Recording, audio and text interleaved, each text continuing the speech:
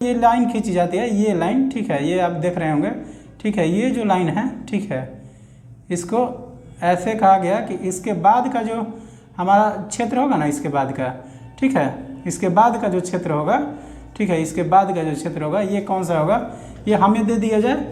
और यहाँ से जो ये वाली लाइन है, ठीक है, पाकिस्तान का मांग था कि यहाँ से ये वाली लाइन हमें, मतलब कि यहाँ से यहाँ तक का जो है ना हिस्सा, ये भी हमको दिया जाए। 2 जगह पाकिस्तान को जगह मिली थी, ठीक है। देखिए इसके निर्धारणकर्ता कौन थे, ठीक है, ये कौन लाइन को निर्धारित किया था, ठीक है, तो इसके निर्धारणकर्ता का नाम हम लोग देख लेते हैं। तो निर्धारणकर्ता कौन था, तो निर्धारणकर्ता थे सर सिरिल, का नाम था उसका, सर सिरिल रेडक्लिफ। क्या नाम था, रेडक्लिफ, सर सिरिल रेडक्लिफ नाम था इनका, ठीक है। क्या नाम था उनका, सर सिरिल रेडक्लिफ। लंबाई आपको बताई है पिछले क्लास में, लंबाई कितना था, तो इसका लंबाई है, लेंथ कितना है, तो लेंथ इसका है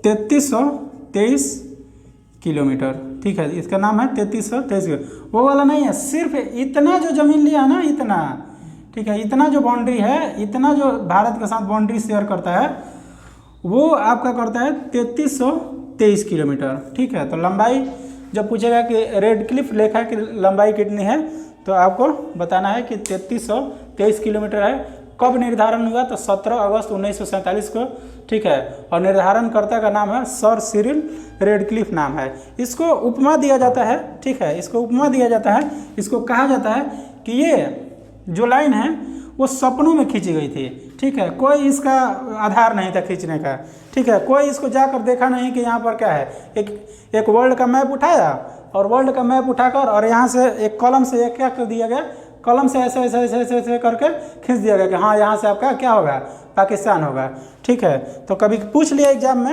हालांकि पूछता नहीं है अभी, ठीक है, लेकिन पूछ लिया तो आप इसको कर लेंगे, ठीक है। इसको उपमा दिया गया है किसका, सपनों में खींची गई रेखा, ठीक है, इसको कहा जाता है सपनों में खींची गई रेखा है, ठीक है। कौन सी है, सपनों में खींची गई रेखा, ठीक है। ये जो रेखा है इसका कोई आधार नहीं था, ठीक है, कोई देखा उखा नहीं कि कैसे कैसे पाकिस्तान को बांटना है, यहाँ से नदी जा रहा है, नाला जा रहा है, घर जा रहा है, द्वार जा रहा है, किसका क्या जा रहा है, ये सब कुछ नहीं, बस वर्ल्ड मैप उठाया, ऐसे पेन लिया और पेन से खींच दिया, ठीक है। देखिए इसीलिए इसको एक और नाम से कहा जाता है कलम से खींची गई रेखा, ठीक है, कलम से खींची गई रेखा है, ठीक है, कलम से खींची गई रेखा है, ठीक है, कलम से खींची गई रेखा, ठीक है, कलम से खींची गई रेखा। अब आइए फिर उसके बाद हम लोग देखते हैं कि इसके साथ कितने राज्य और कितने आपके केंद्र शासित प्रदेश लगते हैं। तो यहाँ से आप देख पा रहे होंगे कि ये जो हमारा राज्य है ये गुजरात है, ठीक है, यहाँ पर आपका राजस्थान पड़ता है, ठीक है, यहाँ पर आपका पंजाब पड़ेगा, ठीक है, यहाँ पर क्या पड़ेगा, पंजाब पड़ेगा, यहाँ आपका जम्मू कश्मीर पड़ेगा और यहाँ पर लद्दाख पड़ेगा, ठीक है। तो देखिए, तो हम लोग यहाँ पर लिख लेते हैं। तो कितने राज्य हैं, ये आपके गुजरात, ठीक है, कौन है, गुजरात है, ठीक है, ये आपका राजस्थान है, क्या है, राजस्थान है, ठीक है, ये आपका पंजाब है, ठीक है, पंजाब है। पश्चिमी पाकिस्तान है, ये पश्चिमी पाकिस्तान के साथ कौन कौन सीमा साझा करता है, ये आपका जम्मू एंड कश्मीर है और ये आपका क्या है, लद्दाख है, ठीक है, लद्दाख है। तो इसमें आपको सीमा साझा करेंगे कितने राज्य, तो 3 राज्य, ठीक है, 3 राज्य और 2 यूटी, ठीक है। और कौन कौन से यहाँ पर, तो आप वहाँ से लिख लीजिएगा, ठीक है, गुजरात, राजस्थान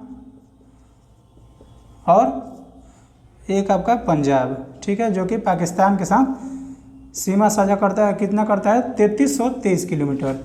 ये आपका यूटीज़ में कौन आएगा, यूटीज़ में आपका आ जाएगा जम्मू कश्मीर, ठीक है, और एक आपका आएगा लद्दाख, ठीक है, ये आपका लद्दाख वाला इलाका है, ठीक है। आपको पता है कि यहाँ से जो ये लाइनें हैं, ठीक है, यहाँ से ये वाली जो लाइनें हैं, ठीक है, इसको कहा जाता है, इसको क्या कहा जाता है, इसको LOC कहा जाता है, ठीक है, इसको कहा जाता है LOC, लाइन ऑफ कंट्रोल। क्या कहा जाता है इसको? Line of control, line of control. और ये आपको पाकिस्तान अधिकृत क्षेत्र में आता है, ठीक है। देखिए, एक यहाँ जो जब देश आज़ाद हुआ था, ठीक है, तो कहा गया कि आप चाहें तो भारत में मिल सकते हैं या फिर पाकिस्तान में मिल सकते हैं, ठीक है, और नहीं तो आप स्वतंत्र रह सकते हैं। तो इस वाले क्षेत्र में जो जम्मू कश्मीर के जो राजा थे, तो उन्होंने निर्णय लिया कि हम क्या करेंगे, स्वतंत्र रहेंगे, ठीक है।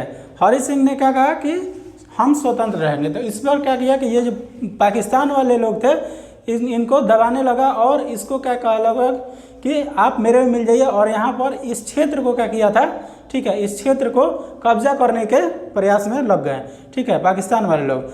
लेकिन जब तक हमारी भारत का जो सैनिक थे जो यहाँ तक पहुँचते, तब तक इतना जो ज़मीन था ये लोग कब्जा कर चुके थे, ठीक है। जब तक भारत से सैनिक जाते, ठीक है, तब तक यहाँ का क्या कर लिए थे, ये लोग कब्जा कर लिए थे। वल्लभ भाई पटेल जब तक यहाँ पर भेज पाते, तब तक यहाँ पर कब्जा कर लिए थे। इसीलिए ये जो क्षेत्र है क्या है, पाक अधिकृत क्षेत्र के अंतर्गत आता है, ठीक है। अब आइए यहाँ पर एक बिंदु है, ठीक है, ये वाली जो सबसे ऊंची जो युद्ध स्थल है भारत की, ठीक है, उसको हम लोग कहते हैं सियाचिन ग्लेशियर। तो ये वाला ये लोकेशन आप देख पाइएगा, ठीक है, ये वाला जो इलाका है ये सियाचिन ग्लेशियर का इलाका है। तो यहाँ पर आप यहाँ पर लिख लीजिएगा क्या कि सियाचिन ग्लेशियर, ठीक है, सियाचिन ग्लेशियर का ये क्या है, इलाका है। और ये सियाचिन ग्लेशियर किस घाटी में पड़ता है, तो यहीं पर है नुब्रा घाटी में पड़ता है।